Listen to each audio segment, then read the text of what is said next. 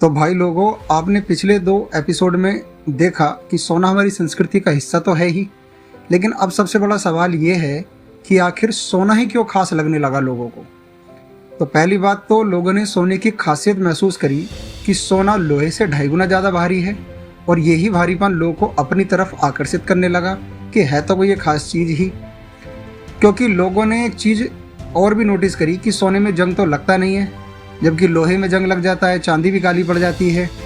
तो इसी वजह से सोने को इम्पोर्टेंस मिलने लगी, और लोगों ने उसके बाद ये समझ लिया कि सोना हजारों साल बाद भी वैसा का वैसा ही रहता है।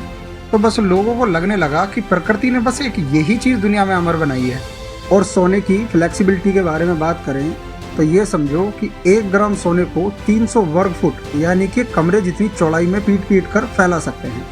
और सोने में जंग न लगने की वजह से ही मोबाइल इंडस्ट्री ने इसको फ़ोनों में लगाना शुरू कर दिया, जिसकी वजह से लगभग हर साल 50 टन सोना टेक्नोलॉजी में यूज़ होता है।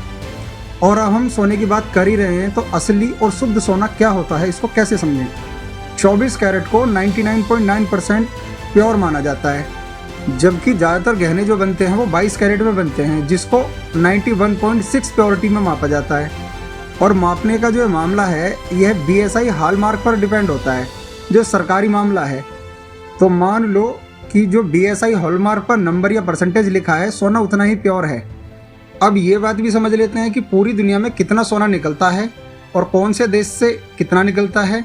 इस बात को ऐसे समझो, चीन हर साल 380 टन के आसपास सोना निकलता है, रूस 310 टन के आसपास सोना निकलता है, ऑस्ट्रेलिया 300 टन के आसपास निकलता है, जबकि भारत सिर्फ 1.5 टन के आसपास निकालता है। जबकि पूरी दुनिया के सारे देश मिलकर हर साल 3300 टन सोना निकालते हैं। और जबकि समुद्र में अभी भी 2 करोड़ टन सोना यूं ही पड़ा है, जिसको निकालना बहुत महंगा साबित होता है। तो समुद्र के सोने को कोई निकालना ही नहीं चाहता। अब एक बात ये भी समझ लो, पूरी दुनिया ने अभी तक हजारों सालों में टोटल सोना जो निकाला है वो 2.2 लाख टन निकाल लिया है। यानी कि पूरी दुनिया का सोना भी एक साथ मिला दिया जाए तो केवल 4 ओलंपिक कुल में आ जाएगा। बस इतना ही निकाला, इससे ज़्यादा नहीं।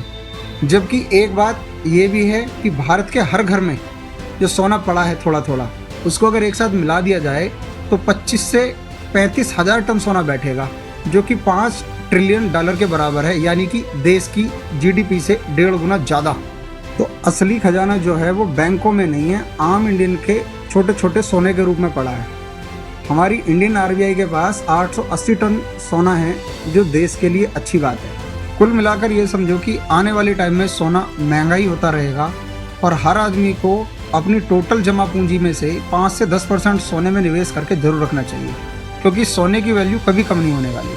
तो अब समझते हैं सोने को खरीदा कैसे जा सकता है। सोने को खरीदने के 3 तरीके हो सकते हैं। एक तरीका है फिजिकल जाके खरीदो, सुनार की दुकान पे जाओ और वहाँ जाके सोना खरीदो। और फिजिकल में भी बिस्किट खरीदो, गोला खरीदो या सिक्के खरीदो, क्योंकि उसमें मेकिंग चार्ज बहुत कम लगता है और ये अच्छा रहता है। दूसरा तरीका ये हो सकता है कि आप बॉन्ड खरीदें, जैसे कि म्यूचुअल फंड होते हैं, और उसमें एक ETF खरीदना भी होता है। तो ETF खरीद सकते हो, म्यूचुअल फंड बॉन्ड खरीद सकते हो। तो ये ऑनलाइन गोल्ड खरीदने का सबसे आसान तरीका है, क्योंकि बैंक में अगर पैसे की FD करते हैं या ब्याज आता है तो सोने में उससे कहीं ज़्यादा इंटरेस्ट मिलता है, और ये हमेशा फ़ायदे का सौदा साबित होता है। तो फाइनल मैसेज ये है, हज़ारों सालों से जो सोना हमारे साथ है, आज ये टेक्नोलॉजी में भी यूज़ हो रहा है, हमारे हाथों में भी है, और हमेशा से एक भरोसेमंद और मूल्यवान चीज़ बना हुआ है। क्योंकि सोना ही एक ऐसी चीज़ है जो दुनिया में अमर है, इसकी कीमत कभी जीरो नहीं हो सकती।